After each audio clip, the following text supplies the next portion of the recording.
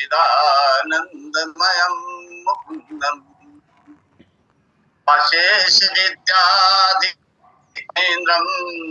नमामि रामं कंसापरम् भवोदभयं वेदविदां वरिष्ठचन्द्रानल सुप्रभावयम् सर्वात्मकं सर्वगतस्वरूपं नमामि रामं भवरोग्यवेद्यम् लक्ष्मीकान्तसमारम्भां नाथयामुनमध्यमाम् अस्मदाचार्यपर्यन्तां वन्दे गुरुपरम्पराम्।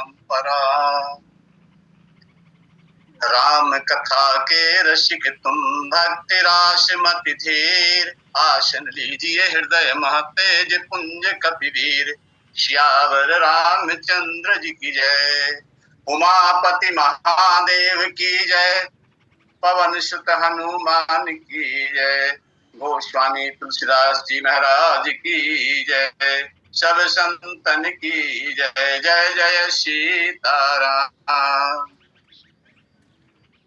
ऑनलाइन राम कथा सत्संग से जुड़े हुए समस्त विद्वत समाज, राम कथा रसिक जन, भगवान के चरणों के अत्यंत अनुरागी सभी लोग, इस मंच के कुशल संयोजक संचालक श्री पटेल जी, जो भी और इस मंडल से जुड़ा हुआ है, सभी को मेरा सादर प्रणाम। आइए कथा प्रसंग की ओर बढ़ने का प्रयास करते हैं। जैसा कि प्रसंग आप लोगों को मालूम है, माता पार्वती जी का जन्म राजा हिमांचल के यहाँ हुआ है। वहीं का प्रसंग आप लोगों के सामने रखने का प्रयास करता हूँ। कित्ते ही कारण हिमगिरि ग्रह जाई, जनमी पार्वती तनु पाई। यही कारण कथा आप लोगों को ज्ञात है कि जब माता सती के रूप में थी तो भगवान शंकर का कहा नहीं माना, पति के वचनों पर विश्वास नहीं किया और महर्षि कुंभज के द्वारा जो कथा वर्णन की गई उसको भी श्रवण नहीं किया तथा प्रभु की परीक्षा लेने के लिए चल दी। यहाँ सबसे जो विचित्र बात इन्हें सती के द्वारा की गई कि उन्होंने माता सीता का रूप धारण किया। शास्त्रों में ऐसा बताया गया है कि किसी भी स्त्री को पर पुरुष के सामने उसकी स्त्री का रूप बना के जाना सबसे बड़ा अपराध है। उसकी स्त्री का रूप बना के जाना ही नहीं, उसकी स्त्री के वस्त्र पहन के भी उस पुरुष के पास नहीं जाना चाहिए, उस पुरुष के सामने से नहीं निकलना चाहिए। यह भी अपराध है, ऐसा हमारे शास्त्र में। होते ही अपराध शंकर पर हरि, इसी अपराध के कारण भगवान भोलेनाथ ने उनका त्याग किया। और त्याग भी इतना विचित्र है। हमारे वैदिक वाङ्मय के जितने भी उपाख्यान हैं, आपको इस प्रकार का त्याग किसी भी उपाख्यान में नहीं मिलेगा। साधारण रूप से व्यवहारिक दृष्टि से यदि हम देखें तो जब कोई व्यक्ति किसी का त्याग करता है तो उसको अपने से दूर कर देता है, और यदि अपने से दूर करने की स्थिति ना हो तो स्वयं दूर चला जाता है। लेकिन भगवान शंकर अपने से दूर नहीं कर रहे माता को, अपने पास रख रहे। इतने वर्षों तक जिनके साथ श्रृंगारक संबंध रहे और उनका चिंतन एक क्षण के लिए भी मन में न आना, भगवान शंकर की धैर्य सहनशीलता और उनके चरित्र को ही प्रकट करता है, उनके चरित्र की चरम सीमा है। दूसरा, सती जी के अपराध को वो सती के सामने नहीं कहते, बार बार पूछा लेकिन फिर भी नहीं कहा। तो भगवान शंकर की सहनशीलता को, उनकी शालीनता को, उनके धैर्य को, उनकी कृपालुता को, उनकी उदारता को देख के माता सती इतनी प्रभावित हो गई कि अपने पिता के यज्ञ में जब प्राण त्यागने को तत्पर हुई तो भगवान से वरदान मांगती हैं। बाबा तुलसी लिखते हैं कि सती मरण हरिशन बर मांगा, उस जन्म जन्म शिव पद अनुरागा। अब मेरे जितने भी जन्म हो, मुझे भगवान शंकर के चरणों में प्रेम हो, वो हमारे जीवन साथी बन के हमको मिले। यही कारण हिम गिरी ग्रह जाई, इसी कारण से। और माता ने जो है जल्दी से जन्म लेने का प्रयास किया। बाबा तुलसी भी बोलते हैं इसी कारण से।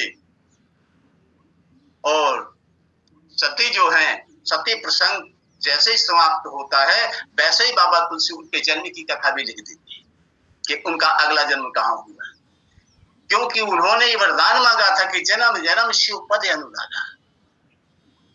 तो तेहि कारण हिम गिरि ग्रह जाई, ओ जननी पार्वती तनु पाई।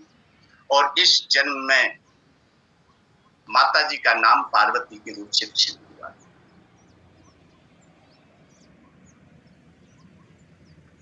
सती जी ने अपने शरीर को योग अग्नि के द्वारा त्याग किया और त्याग करने के बाद जन्म पुनः जन्म लेना, यह माता सती की इच्छा थी कि मैं पुनः जन्म लूंगी देह त्याग की। इसीलिए उन्होंने ये वरदान मांगा था कि जन्म जन्म शिव पद अनुरागा।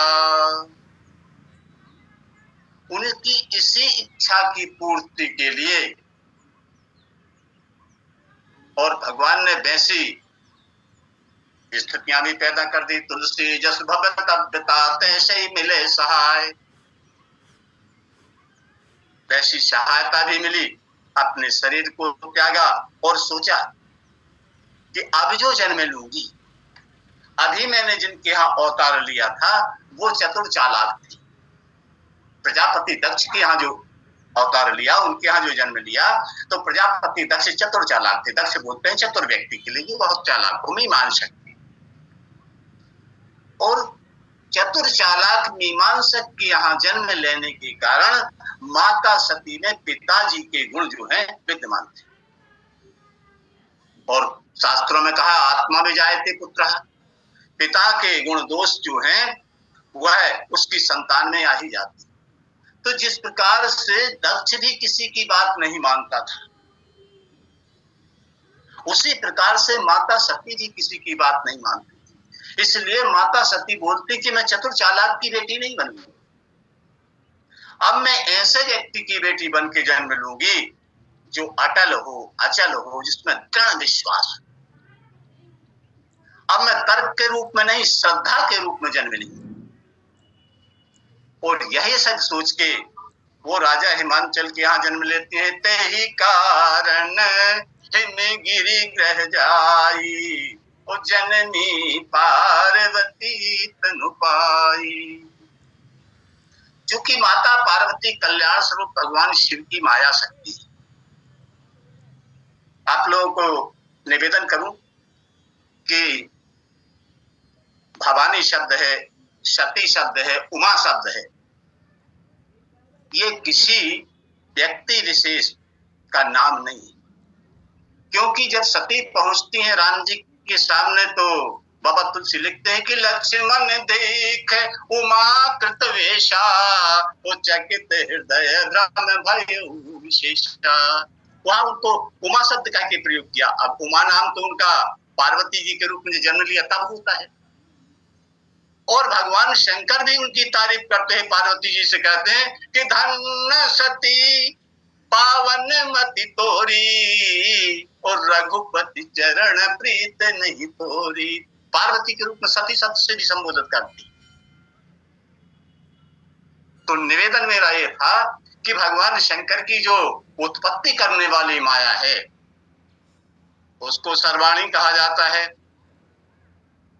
और भगवान शंकर की जो पालन करने वाली माया है उसको मृडानी कहते हैं, और भगवान शंकर की जो संहारक शक्ति है, संहार माया है, उसको भवानी कहते हैं, और भगवान शंकर की जो माया शक्ति है उसको उमा या सती कहते हैं। इसलिए माता सती जो है कल्याण स्वरूप भगवान शंकर की जो है माया शक्ति है, और उनका जन्म जो है जैसे कि हम लोग अपने कर्मों के आधार पर जन्म लेते हैं। शास्त्रों में यह वर्णन आया है कि व्यक्ति जैसा कर्म करेगा उस कर्म के आधार पर उसका अगला जन्म जो है वह निर्धारित होगा।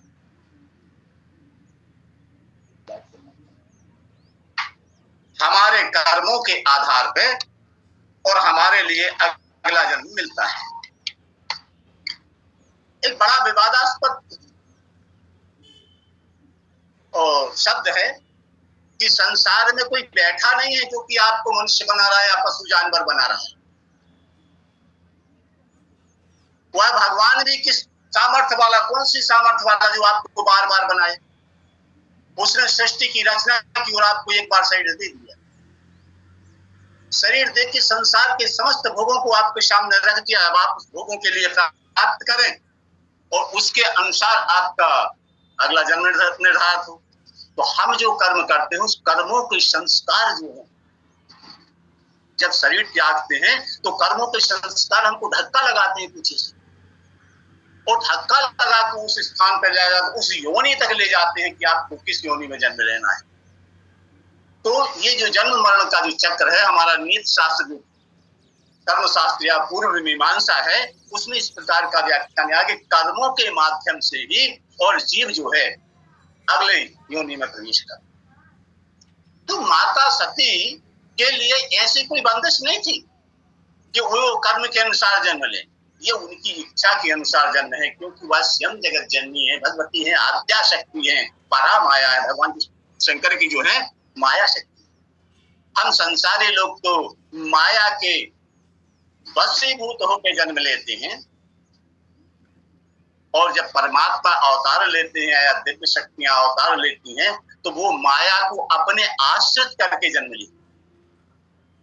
भगवान का जो अवतार होता है तो वो माया को अपने आश्रित करके अवतार लेती है, और हम माया के आश्रित होकर अवतार लेते हैं।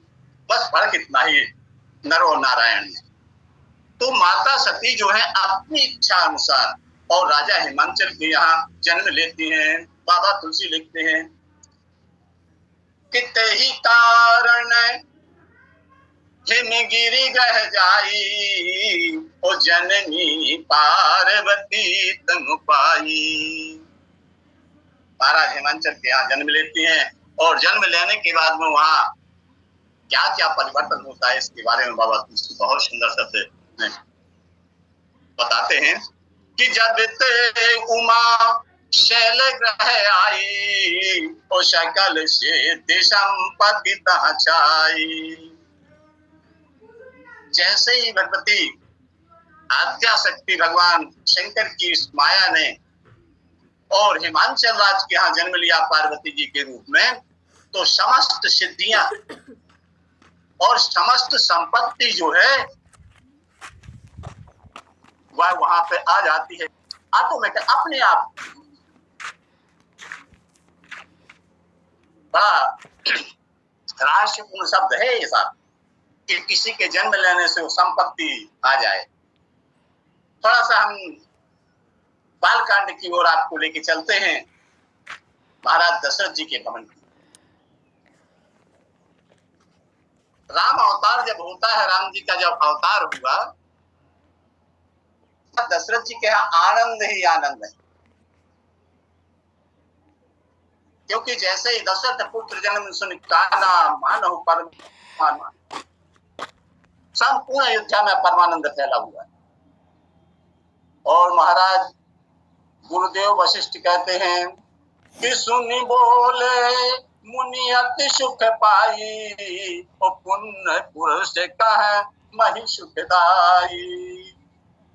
जिमि सरिता सागर मह जाई, ओ दादा पिता है कामना नाही।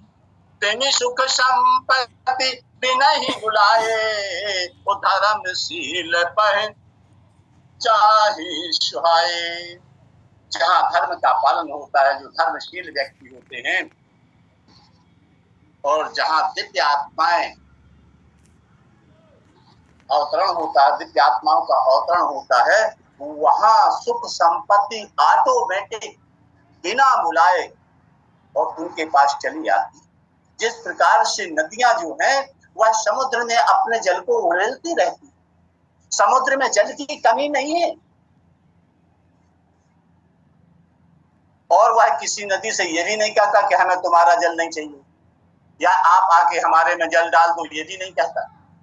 उसको किसी भी प्रकार के जल की कामना नहीं, लेकिन फिर भी समस्त नदियां जो हैं अपने जल को जो सागर में उड़ेलती रहती हैं, और उसके लिए कोई कमी नहीं थी उसकी।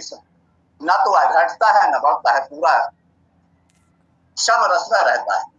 इसी प्रकार से जैसे महाराज दशरथ जी के यहाँ इस प्रकार की सुख संपत्ति बढ़ती है, उसी प्रकार ठीक और राजा हिमांचल के यहाँ और भगवती पार्वती जी के जन्म लेने के बाद में सुख संपत्ति जो है वह बढ़ने लगती है। अच्छा, ये हमारे साथ भी ऐसी घटना होती है, सुख संपत्ति हमारे यहाँ भी आती है, लेकिन दुख ये कि हमने वो पात्रता नहीं होती कि हम उसको सहेज सकें, उसको सहेज सकेंगे, हमारी पात्रता नहीं है। हमारा आचरण भी उस योग्य नहीं होता कि हम उस सुख संपत्ति को, उन सिद्धियों को अपने साथ आत्मसात कर सकें, क्योंकि किसी पुण्यात्मा के आने पर और पूर्व जन्म के जो कर्म का आधार होता है, पूर्व जन्म के कर्मों के आधार पर जब कोई पुण्यात्मा पुरुष अवतार लेता है, तो उसके अवतार लेते साथ ही आसपास का इलाका जो है सुख और शांति से समृद्ध हो जाता है, भरपूर हो जाता है। जहाँ पुण्यात्मा लोग रहते हैं वहाँ ऑटोमेटिक हर प्रकार की सुख, हर प्रकार की शांति जो है विराजमान रहती है। एक उदाहरण लीजिए कि जिस समय पांडव लोग अज्ञातवास में थे और दुर्योधन उनको खोज के थक गया, जब वो नहीं मिले तो एक दिन अपनी सभा में बहुत क्रोध से और अपने सैनिकों से कहने लगा कि पांडव कहाँ चले गए, धरती ने निगल लिया या आकाश में उड़ गए, जो आज तक उनका पता नहीं लगता। आखिर पांडव है कहाँ? उसकी व्याकुलता को देख के वो भीष्म पितामह कहते हैं कि हे दुर्योधन, महाराज युधिष्ठिर जिस जगह पे होंगे उस जगह पे पाप कर्म नहीं होगा, वहां धर्ममय वातावरण होगा, वहां के लोग धर्म कर्म में संलग्न रहेंगे।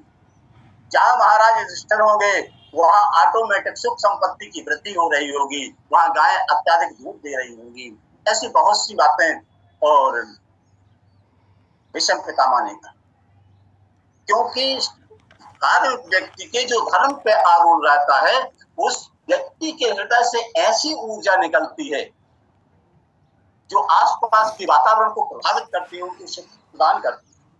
इसलिए संतों का दर्शन विशेष रूप से महत्वपूर्ण माना गया है कि संत दर्शन सुख जग नाही, जो काव्य जी कहते हैं, उसका मुख्य कारण यही है कि इनके शरीर से ऐसी ऊर्जा निकलती है जो हमको आंदोलित करती है और हमारे जो गलत विचार होते हैं उन दुर्विचारों को दूर करके सद विचारों की ओर प्रेरणा देती है। तो जहां सत्पुरुष जन्म लेते हैं वहां ऑटोमेटिक संपत्ति आ जाती है। भगवती उमा के जन्म लेने के बाद में हिमांचल के यहाँ समस्त सिद्धियां और समस्त संपत्ति जो है छा जाती है। इसमें आश्चर्य की बात नहीं है। बाबा तुलसी लिखते हैं कि सदा सुमन फल सहित सब जन नव नाना जाति, और प्रगति सुंदर शैल पर मणिया कर बहुभांति।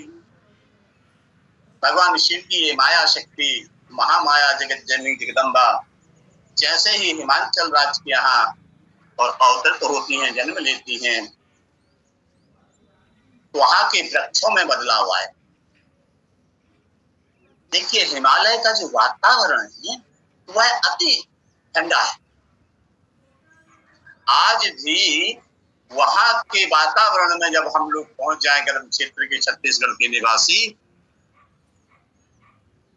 तो वहां उत्तराखंड के जैसे ऊपर आप बढ़ेंगे तो नहाने की बात तो थोड़ी दूर है, आचमन करने के लिए भी एक बार सोचना पड़ेगा कि जल कितना ठंडा है।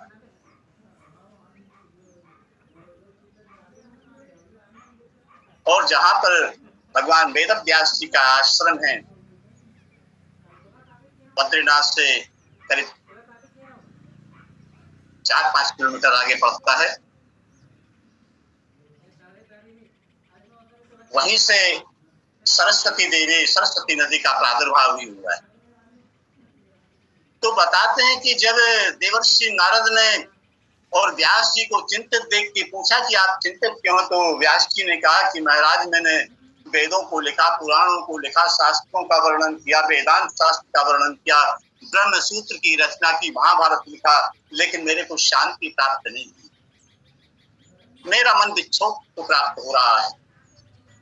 तब नारद जी ने कहा कि आप भागवत की रचना की, और 4 श्लोकों में भागवत के महत्व को बतलाया, और बतलाने के बाद नारद जी चले जाते हैं।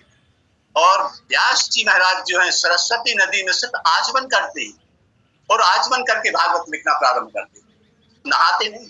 यानी आज के समय जब इतनी ठंड, तो उस समय कितना ठंडा रहा होगा। तो इतने ठंडे वातावरण में वृक्षों में जो है बदलाव नहीं हो पाता, या तो वृक्ष होते ही नहीं, कटीली झाड़ियां होंगी, यदि वृक्ष होंगे तो उनमें पत्ते नहीं रहेंगे, फूल फल नहीं लगेंगे। लेकिन जैसे ही पार्वती जी का जन्म होता है, तो वह जो भीषण ठंड थी वह कम हो जाती है, और वातावरण जो है वह अनुकूल हो जाता है, साधारण शीतलता रहती है। इस कारण से वृक्षों में नए नए पत्ते लग जाते हैं, और उनमें फल निकलने लगते हैं, फूल फल लग जाते हैं। पुराने वृक्ष जो है वह नए हो जाते हैं। जबकि व्यवहार की दृष्टि से हम यदि देखें, तो वृक्षों में पतझड़ के बाद में, जब पतझड़ ऋतु आती है, तो वृक्षों के समस्त पत्ते जो हैं वह गिर जाते हैं, फिर नवीन पत्र उसमें आते हैं, तत्पश्चात उसमें फूल आता है, फूल के बाद में फल लगता है, वो भी समय के अनुकूलता पर, और उनमें फल फूल लगना आधारित। देखिए, भगवान श्री राम ने और माता सीता से वन जाने के लिए मना करते हुए कहा कि तुम वन मत चलो, क्योंकि वन में जो है भोजन जो है कंद मूल फल का ही मिलता है। अब वो भी सदा दिन नहीं मिलता, कभी कभार, क्योंकि ये समय की अनुकूलता पर निर्भर रहते हैं। भूमि सेन बल कल बसन असत कंद फल मूल, ते की सदा सब दिन मिलहि समय समय अनुकूल। भूमि पर सोना पड़ेगा, कंद मूल फल का आहार करना पड़ेगा, और वो कंद मूल फल भी हर समय प्राप्त नहीं होते। वह समय के अनुसार, जब समय मौसम जिस फल का रहता है, तब वह फल आता है। कभी कभी ऐसा भी होता है कि कुछ दिन तक निराहार भी रहना पड़ता है, कंद मूल फल नहीं मिल पाते हैं, इसलिए तुम वन मत चलो। अर्थात कहने का तात्पर्य ये है कि ये जो फल हैं वृक्षों के, ये समय पर आधारित होते हैं, पर हमें नहीं मिलते। लेकिन पार्वती जी के, यही राम जी को देखो, जब राम जी चित्रकूट पहुंचते हैं ना, और भरत जी मनाने के लिए गए, तो पूरे समाज के साथ गए। वो बाद में भरत जी के पहुंचने के बाद में महाराज जनक जी भी अपने समाज के साथ पहुंच जाते हैं। अब जंगल में भोजन की व्यवस्था तो है नहीं, खाली फल फूल है। तो बाबा तुलसी लिखते हैं कि सब तरु फरे राम हित लागी, और ऋतु कुरति काल गति त्यागी। कभी कभी ऐसा हो जाता है कहीं कहीं कि ऋतु और कुरति को देख के, अनदेखा करके, और वृक्षों में फल आ जाते हैं। जैसे चित्रकूट में भगवान राम के पहुंचने से वहां के वृक्ष जो हैं 12 महीने और फल देने लगे। इसी प्रकार से माता पार्वती जी के प्राकट्य होने से हिमांचल राज्य के यहाँ जो वृक्ष थे, जिनके पत्ते गिर गए थे, उनके पत्ते आ जाते हैं। जो वृक्ष बूढ़े हो गए थे अर्थात सूख रहे थे, वह हरे भरे हो जाते हैं। सभी वृक्षों में जो है और सुंदर सुंदर फल और फूल आ जाते हैं। प्रगति सुंदर शैल पर मणिया कर बहुबात। का बहुत सुंदर शब्द, प्रकृति शब्द पे ध्यान दीजिए। प्रकृति सुंदर शैल पर,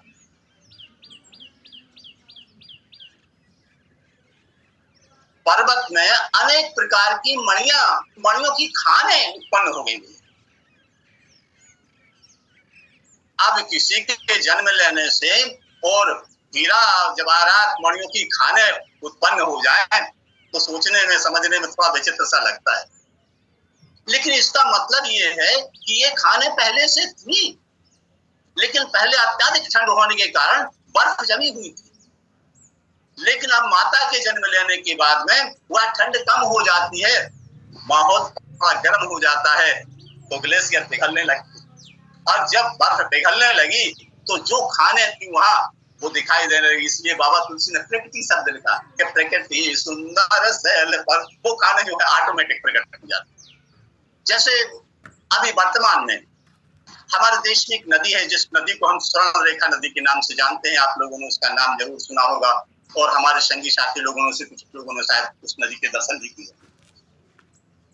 तो स्वर्ण रेखा नदी की विशेषता यह है कि वर्षा काल में जब उसमें ज्यादा पानी आ जाता है, उसके आसपास जो है उसकी रेत में और सोने के कण दिखाई देने लगते।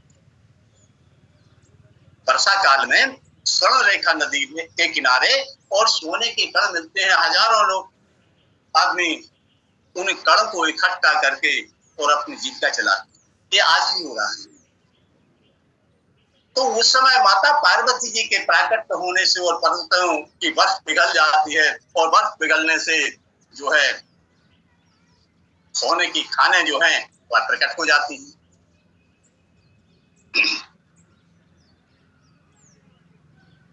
ये खाने पहले से थी, बर्फ हटी तो दिखाई देने लगी। इसी कारण बाबा तुलसी ने यहाँ प्रकृति शब्द का प्रयोग किया कि प्रकृति सुंदर शैल पर मणि आकर बहुमान। माता पार्वती जी आदि शक्ति हैं, उनका प्रभाव अमित है। जैसा कि माता सीता ने प्रार्थना करते हुए कहा है कि नहीं तब आदि मध्य अवसाना, अमित प्रभाव वेद नहीं जाना। भव विभव पराभव करणी और विश्व विमोहन शुभ शिव हरणी। नहीं कभी आदि मध्य अवसाना, आदि मध्य और अंत जिसको कोई नहीं जान सकता है। अमित प्रभाव, वेद भी उनके प्रभाव को नहीं जान सकता। जो संसार की उत्पत्ति पालन और लय करती हैं, ऐसी ये आद्या शक्ति भगवान शिव की माया शक्ति हैं। उनके चरण कमलों की पूजा करके देव, दानव, मानव, नाग, असुर, ऋषि, मुनि इन भगवती के चरणों की सेवा करके और सुख को प्राप्त करते हैं। उनको आनंद प्राप्त होता है, उनकी सभी समस्याएं दूर हो जाती हैं। अब वो माता जहां प्रकट हों, उस स्थान के सुख का वर्णन कौन कर सकता है। जगदम्बा जहां अवतरी शोपुर वर्ण के जाए, जहां स्वयं उस जगत जननी ने अवतार लिया है, उस घर में सुख संपत्ति कितनी होगी इसकी कल्पना भी की जा सकती है, शब्दों के द्वारा व्यक्त नहीं किया जा सकता। बाबा तुलसी कहते हैं कि सरिता सद पुनीत जल बहई, खागे मृगे मधु पे सुखी सब रही। सहज बैर सब जीव ही त्यागा, ओ गिरि पर शकल करही अनुरागा। सरिता सब पुनीत जल बहे। अभी माता जी के जन्म लेने के पहले और जो नदियां बहती थी, जिनमें नदियों में जो जल बहता था, उनमें हिमखंड के टुकड़े बहते रहे, अर्थात वह जल जो है स्वच्छ दिखाई नहीं देता। लेकिन अब वो हिमखंड हिमखंड जो है वह पिघल के सीधा जल के रूप में परिवर्तित होके और स्वच्छ जल के रूप में वहां की नदियां बहती। और इस प्रकार का वातावरण होने से खग मृग मधुप अर्थात जलचर और नभचर थलचर, ये तीनों प्रकार के प्राणी जो हैं वह प्रसन्न हो जाते, क्योंकि माता जी के जन्म लेने से वहां के वृक्षों में परिवर्तन हुआ और उनमें अच्छे अच्छे फूल लग गए, अच्छे अच्छे फल लग गए। नदियों का जल साफ हो गया तो आकाश मंडल भी स्वच्छ हो गया। जो बर्फ की धुंध छाई रहती थी वह हट गई, इसलिए आकाश स्वच्छ हो गया। जब आकाश स्वच्छ हुआ तो जो खग हैं, जो आकाशगामी पक्षी हैं, वो आनंद से निवास करने लगे और उनको समय अनुकूल भोजन भी प्राप्त होने लगा, क्योंकि वृक्षों में फल दिया गए, आकाश भी साफ हो गया।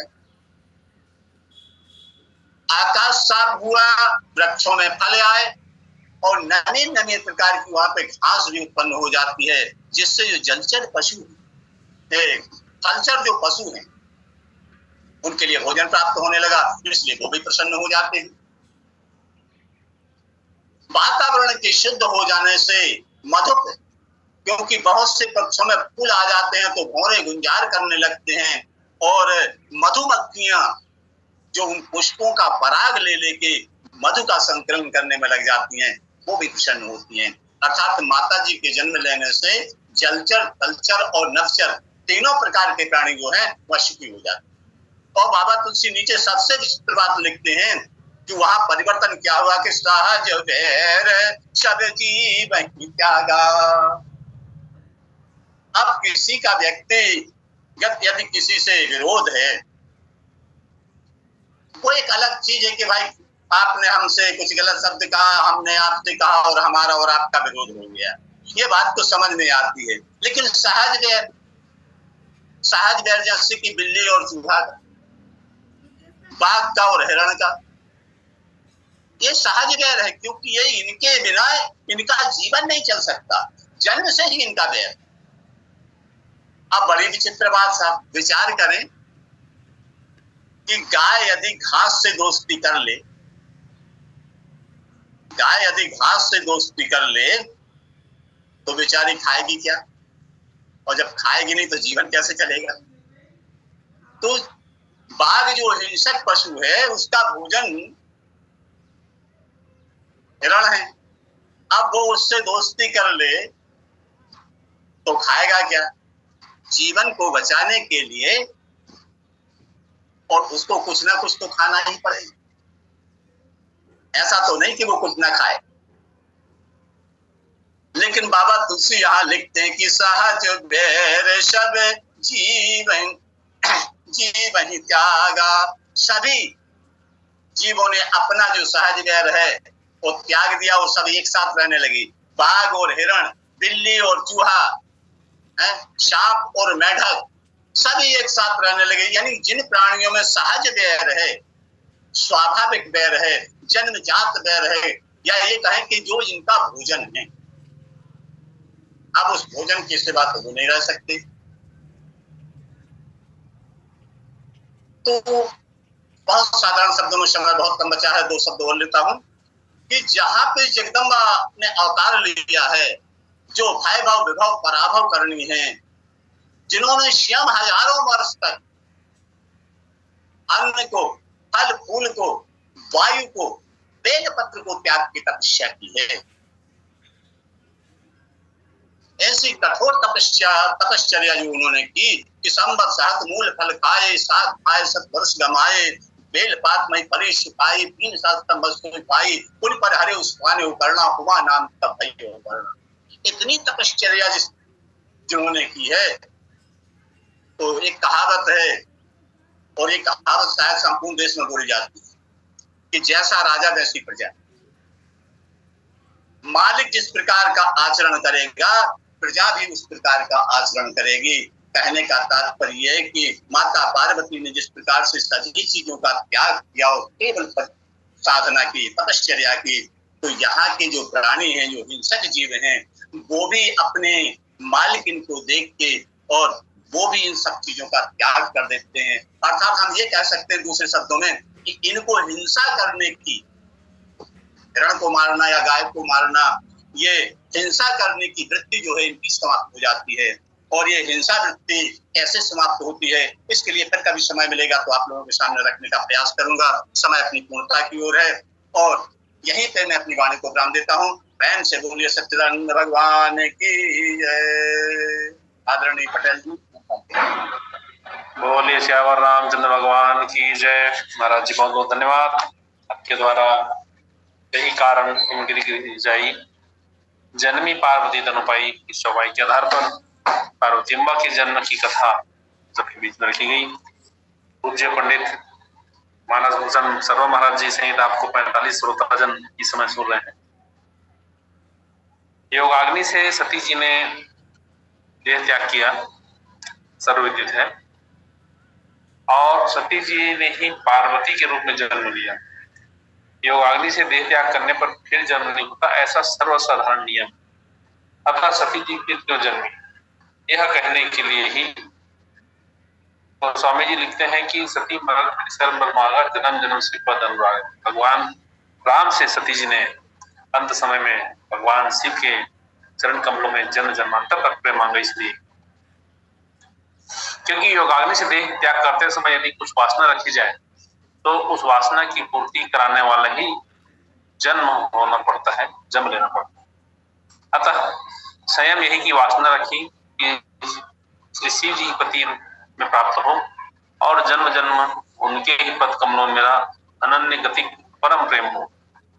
इस वासना के प्रभाव से ही जन्म लेना पड़ा।